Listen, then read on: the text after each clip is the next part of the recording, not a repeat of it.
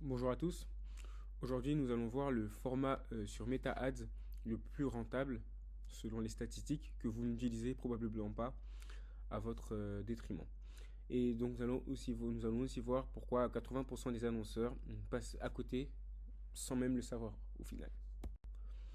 Il est disponible depuis 2015 en France, du moins, après des bêtas sur la version méta américaine, mais il est tout de même utilisé par moins de 20%. C'est un énorme paradoxe en réalité. Pourtant, il est le format le plus rentable de la régie Meta, mais il est aussi le plus ignoré. Pourquoi donc? Parce que ça fait seulement 10 ans que le format existe sur Meta, sachant que Meta existe depuis plus de 20 ans aujourd'hui. Moins de 20% des annonceurs l'utilisent et il est 3 fois moins cher que les conversions classiques. Pourtant, on parle.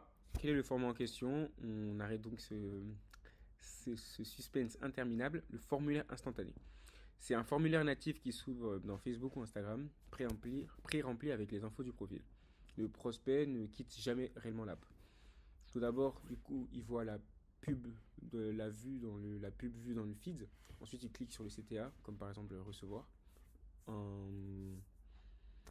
comment on appelle, un value asset.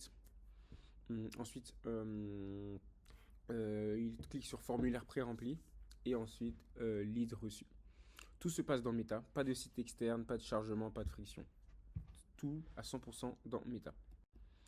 Donc aujourd'hui, nous allons découvrir pourquoi c'est si rentable, quel est le mécanisme qui fait chuter les coûts par lead, pourquoi presque personne l'utilise et avec par exemple les trois fausses idées qui y freinent les annonceurs, comment donc l'exploiter, les paramètres qui font la différence dès la première campagne, et enfin le piège que la plupart ne voient pas, pourquoi 80% des tests échouent et évidemment comment l'éviter. Pourquoi le coût par lead chute? Sur une pub conversion web, on est souvent entre 8 et 15 euros par lead, en coût moyen par lead. Parce qu'on a un changement de page externe, on a un formulaire complet à taper, on a une sortie du contexte Facebook, Instagram du fait que le chargement de la page est externe. Et donc on a 60% d'abandon avant l'envoi, ce qui est normal, car beaucoup de friction. Avec le formulaire instantané, on tombe à entre 2 et 6 euros coût moyen par lead, parce qu'on n'a aucun chargement externe, on a les champs qui sont déjà pré-remplis, on a un utilisateur qui reste dans l'application, et on a une conversion en 2 clics. Alors, pourquoi si peu d'utilisateurs? Premièrement, les gens disent que les listes ne sont pas qualifiées. C'est vrai par défaut, mais c'est faux si on configure correctement le formulaire avec une question filtrante qui justement servira à les qualifier. Ça ne marche que pour le B2C. C'est totalement faux.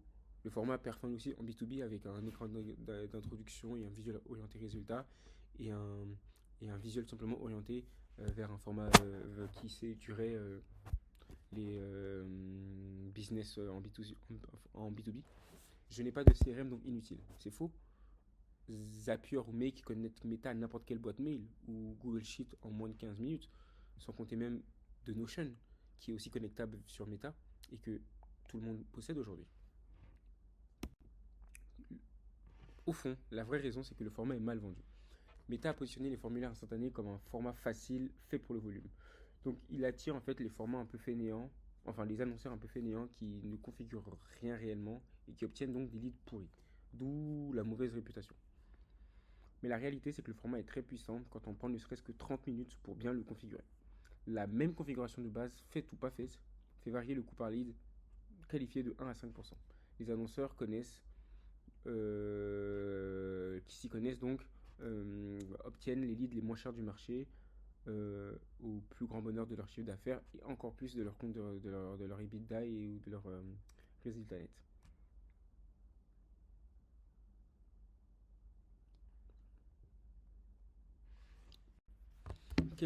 Donc à présent nous allons voir la méthode. Quels sont les 4 réglages qui changent tout? Tout d'abord, on a un format plus intentionnel. Donc c'est pas le format par défaut. On doit rajouter un écran d'introduction, puis une étape de confirmation. En général, cela triple la qualité des leads entrants, des leads qui soumettent le formulaire du moins. Ensuite, il faut une question de qualification, le plus important, je pense. Il faut un budget, le délai, enfin une question qui questionne sans vouloir faire de pléonasme, soit le budget, soit le délai, soit un besoin précis. Et donc cette seule question devrait filtrer 50% des curieux non sérieux, donc, et donc attirer réellement que ceux qui sont intéressés et faciliter la tâche du SDR, du commercial plus tard, à essayer de closer et à essayer de se rendre compte comment il pourrait réellement euh, régler le problème de la personne en face de lui. Ensuite, il faudrait c'est indispensable d'avoir un visuel orienté résultat.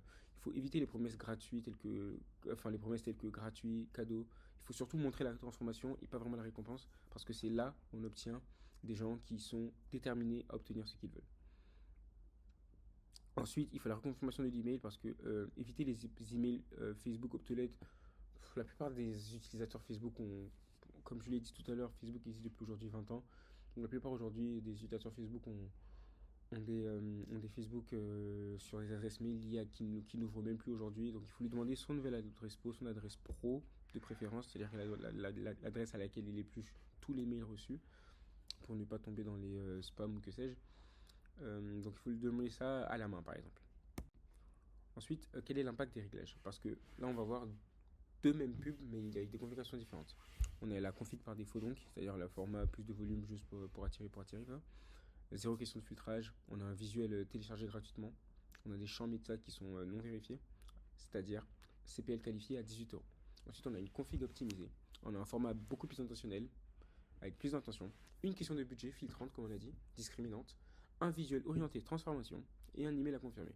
On passe donc de 18 à 5,50 €. On le divise ici par 6 à peu près. Et ce qui est. Enfin, non, qu'est-ce que je raconte? On le divise ici par à peu près un peu moins de 4. Et c'est juste incroyable. C'est-à-dire que pour le même budget, il y a plus de leads attirés et surtout plus de leads qualifiés. Donc, quel est le piège dans toute cette méthode-là? Parce que là, vous direz, ah, mais si c'était si simple, tout le monde le ferait. Pourquoi donc 80% de ces tests échouent?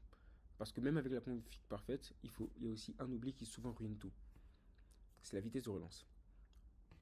Il y a 21 fois plus de chances. Est-ce que vous vous rendez compte? 21 fois. C'est colossal. 21 fois plus de chances de qualifier un lead rappelé sous 5 minutes. Parce que la conséquence, si ça ne se fait pas en moins de 5 minutes, c'est que le lead ne se souvient plus de la pub. On vit dans une époque où l'attention est la chose la plus rare qui soit. Elle est même plus rare que le pétrole.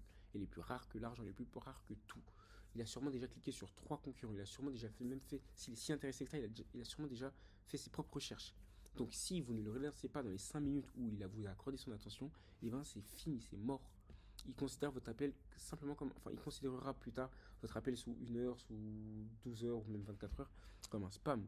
Et donc tout votre coût d'acquisition perdu, toute votre machine mise en avant au préalable, et même ce que vous avez prévu pour après, est perdu si ce chaînon de l'ensemble n'est pas. Comment dire ça? Si ce chaînon de l'ensemble n'est pas réglé, n'est pas optimisé. Donc le verdict, pour qui exactement ce format est fait? Il marche pour les demandes de devis ou de consultation, pour les inscriptions aux événements ou webinaires, pour les prises au RDV B2B, pour les téléchargements de ressources qualifiantes telles que comme je l'ai dit tout à l'heure, les value assets. Après, évidemment, il a évité pour tout ce qui est vente directe e-commerce, tout ce qui est sans capacité de relance rapide, donc tout ce qui est un peu B2C, ce sera un petit peu bizarre. Tout ce qui est aussi cycle d'achat très long sans suivi, je ne pense pas que ce soit le plus efficace. Et aussi, on a les leads où les niches où les leads se font rares mais chers, parce que dans tous les cas, ce serait du coup difficilement optimisable. Donc, pour tester votre première campagne pas à pas, voici une checklist. Vous devez tout d'abord déterminer une offre claire à proposer en échange de l'email. Ensuite, mettre en ligne une politique de confidentialité. Ceci est obligatoire pour le coup, rendu obligatoire par Meta. Je pense que Meta l'a rendu obligatoire parce que les législations de la plupart des pays l'obligent. Ensuite, choisir un format plus intentionnel dans le formulaire pour ne pas attirer que de la quantité, mais aussi de la qualité, et surtout de la qualité d'ailleurs. Ensuite, ajouter, c'est la suite logique, ajouter au moins une question de qualification. Reconfirmer l'email obligatoire dans les champs pour ensuite être sûr que tout mail que vous lui enverrez ne tomberait pas dans les spams et tombera dans une boîte mail actuelle qui est quotidiennement visiter, checker, quel est le mot en français parfait, quotidiennement éplucher, je dirais, ou lu du moins. Ensuite, brancher Zapier ou CRM avant le lancement pour pouvoir récupérer chaque nouveau lead directement dans le CRM et que la relance puisse être faite dans les moins de 5 minutes. Pour cela, le workflow sera mis en place. Ensuite, lancer par exemple avec 30 euros par jour pendant 7 jours, puis ajuster. Parce que Facebook a besoin de data, Facebook a besoin de tester, Facebook a besoin de temps aussi pour essayer de comprendre vers quelle typologie de personnes elle peut renvoyer votre pub pour que cela se fonctionne au maximum. Donc les tests habituellement sur Facebook sont entre 7 et 15 jours. Donc ce qu'on fait, c'est qu'on laisse 7 jours. Il récupère quand même une bon dataset et enfin une bonne quantité de données, je dirais. Et ensuite après, il les analyse. Enfin, il s'adapte. Et à nous aussi de l'aider à s'adapter en, par exemple, revoyant la créative, en revoyant le call to action, en revoyant aussi le formulaire. C'est que tout est optimisable, tout est ajustable, tout est revoyable. Ensuite, trois vérités principales à retenir sur ce format. Le format n'est pas mauvais, c'est surtout sa réputation qu'il est. Ensuite, on a 30 minutes de configuration qui valent 5 fois le coût par lead. Donc, on est quand même sur un ROI. Si vous avez 30 minutes à perdre, ce serait quand même là. C'est que ne serait-ce que prendre une demi-heure de 30 minutes de configuration réduirait 5 fois le coût de votre lead.